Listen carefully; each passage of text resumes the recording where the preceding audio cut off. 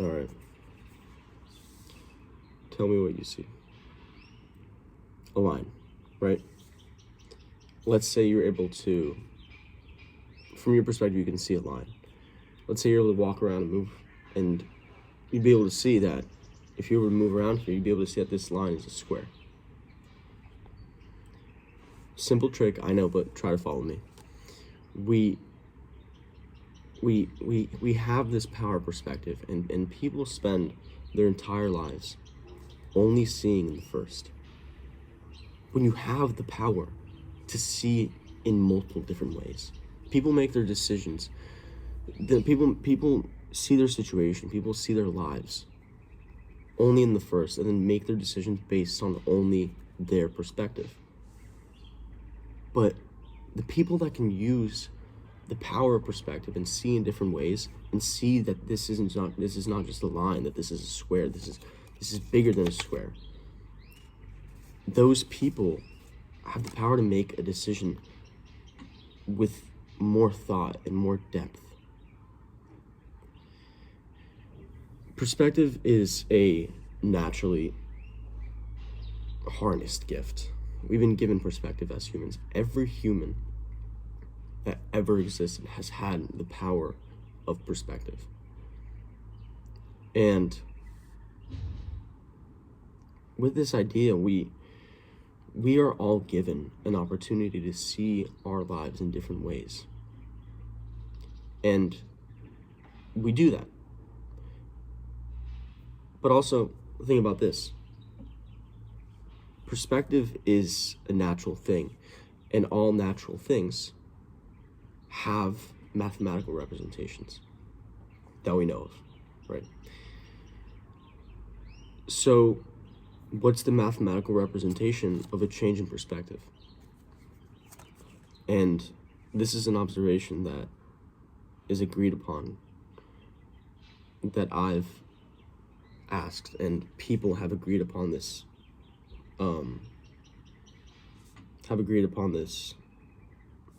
representation, and this is it here.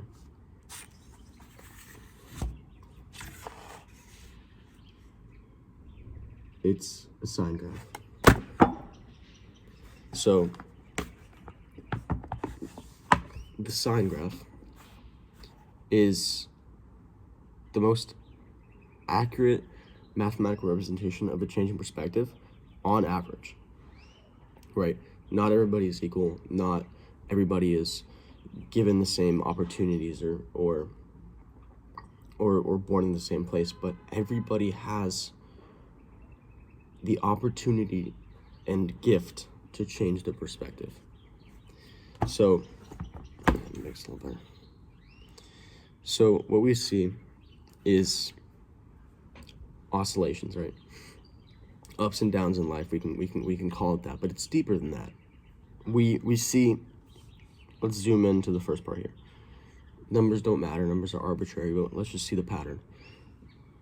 You go up. You have a good childhood. On average, most people have a good childhood, hopefully. And we get to this high part. It's not a peak. It's not a peak in life. Oh, I peaked in high school. I peaked in my childhood. It's not that. It's just how happy you were, really. And there's better words than happiness, but let's use that here. And this happens here. You drop.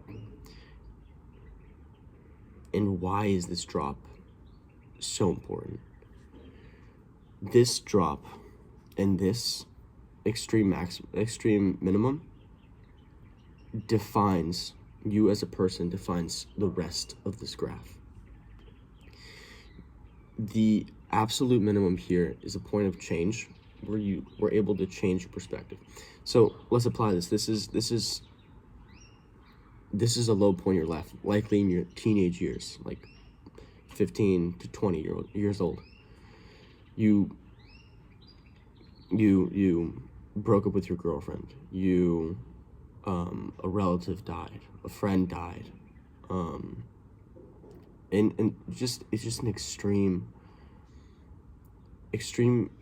point of emotion and extreme sadness. But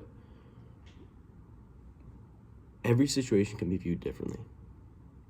And what you did here, apply this to your life, right? Apply this to your life. What is the lowest point in your life?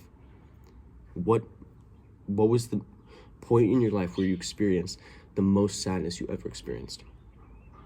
And that is that point. And why were you able to grow from that?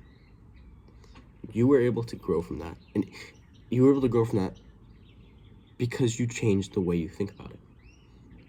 You can argue me all you want, but external factors don't change how you feel about, sure, they're slight, but and they're short term, right? But external factors won't change how you felt and how sad you were. Internal, you have to grow from a breakup or a passing of a relative or a point of sadness. You have to grow from it internally. And that's what happens here. So you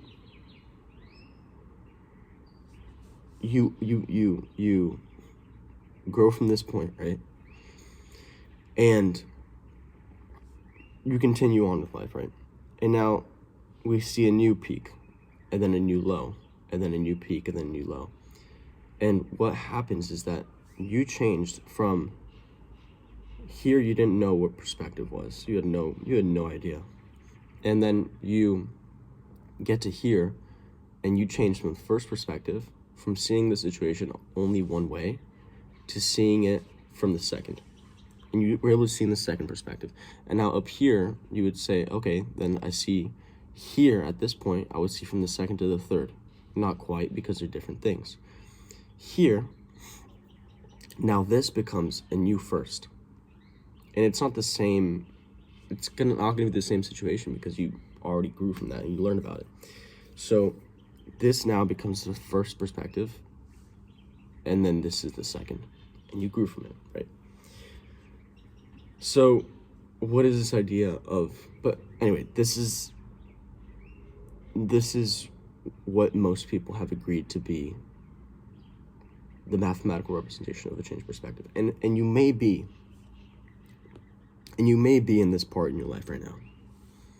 And I think that people being able to understand perspective more fully can understand that this doesn't go lower. It can, but you're going to shoot up with the same momentum. So what is the first and the second and the third perspective? I've said it a bunch. What is it?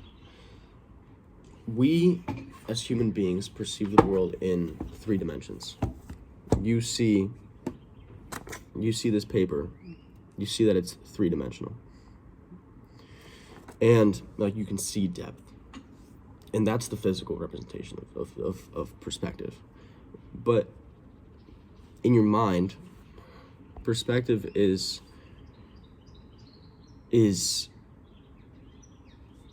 how you perceive things, right? So you're seeing this video and look at your reflection through the phone screen. You see, well, in the first perspective, right? The first perspective is you seeing this video and you seeing me. And wait a minute. The first perspective is you seeing the video and seeing your reflection and looking back at yourself. Okay. You look at this black part on your screen and you look at yourself and you see back at yourself. The second perspective is me, is you looking at me and seeing yourself through me. Okay. And then the third we'll get into the third, but let's apply this to a situation, right? So the whole idea of perspective is seeing your situation differently. How do you do that? And let's apply it to a short term. Let's apply it to you making a decision. Let's say you're given any decision ever. Any decision ever requires you to think, right? And whether it be your subconscious or your conscious, both think. So you're what do you ask yourself? what do you ask yourself? You ask yourself in the first perspective first, because that's automatic, that's your subconscious. Who am I? Or what do I get out of this situation? How am I going to grow from this? What's bad for me? What's good for me? And you think about the situation in terms of you. And then you bring in the second perspective. What is this person going to get out of the situation? What role does this person play in this situation? What is this person doing in this situation? Okay. And then finally, you ask yourself in the third. What's the third? The whole picture. It's not multiple people, it's the whole thing. Like, as a population, what's my future going to be like after my decision? What future, what effects is this going to have on my daily life? And what effects is it going to have as a whole population? What effects is it going to have on my office or my classroom, right? So it's the big picture. And that's the applied way of thinking about this. Because you think about something, and you're thinking about it in the first, then you think about it in the second and the third, and you can make a full decision based on all parts and all facets of a situation. So why is this important? We have undeniable evidence that growth of perspective is a key part of our growth. We can never grow or learn if we never think about things differently. Like, remember when you were a kid and you would make mistakes and you would get upset that you would make mistakes.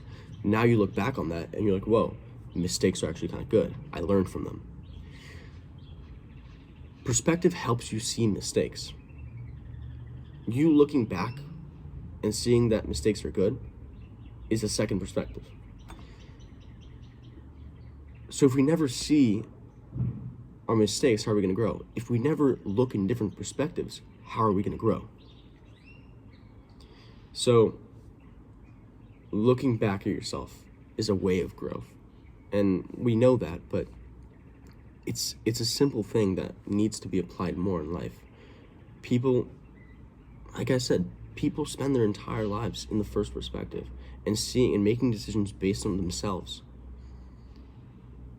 But listening to that first perspective automatic subconscious voice in your head saying the immediate response, that's in the first perspective. Once you use your conscious to start thinking about once you start using your conscious and thinking about it in the second and third perspective and thinking about it fully, then we can harness what we've been given. So that's the idea of perspective, and toss it off to the side, whatever you want, but I hope that a few people can begin to use this, if not see that life comes in oscillations, and a low point in your life doesn't have to be the definition of the rest of your life. You don't need to keep declining. Look at your decisions differently. Look at your situation in your life differently, and see that it's not all bad.